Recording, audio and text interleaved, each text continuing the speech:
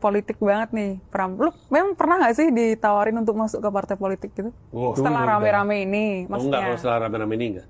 Dulu mah sering diiming-imingin beasiswa ke luar negeri gitu-gitu. Dari mana tuh? Enggak, waktu itu, ini udah lama banget, Pram. Sebelum gue stand up. Zaman-zamannya gue masih, karena kan rap gue sebenarnya kontennya agak mirip kayak stand up gue ya. Topiknya masih mirip gitu.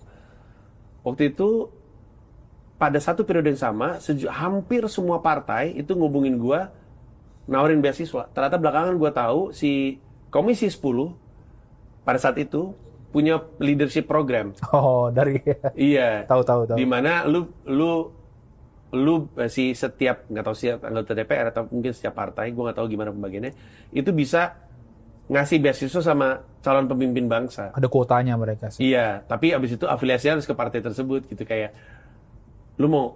Tapi itu yang bikin gue kesel. Semuanya ngomongnya sama. Lu pasti mau kan kuliah ke luar negeri, nggak pernah kepikir kan lu kuliah ke luar negeri, kayak gue nggak bisa aja nih.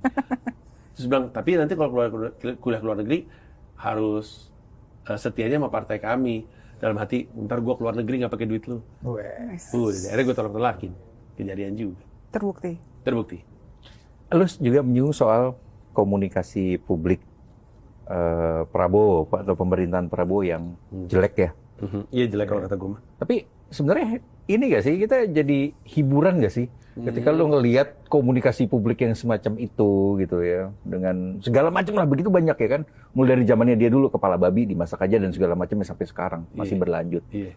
Iya benar-benar masih berlanjut. Kalau itu gua nggak siapa tahu namanya yang bilang itu? Hasan Nasbi. Hasan Nasbi waktu itu bikin pernyataan tuh terkait mensrea.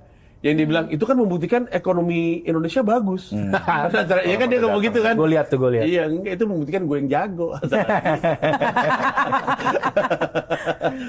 Ya, kalau dibilang hiburan yang nggak asoy, nggak asik itu.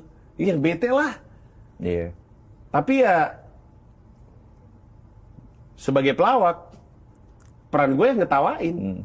Dan lu dapat bahan banyak kan? Iya, selama mereka masih kayak gitu ya, gue selama itu pun gue punya bahan untuk ngetawain mereka. Nah itu maksud gue.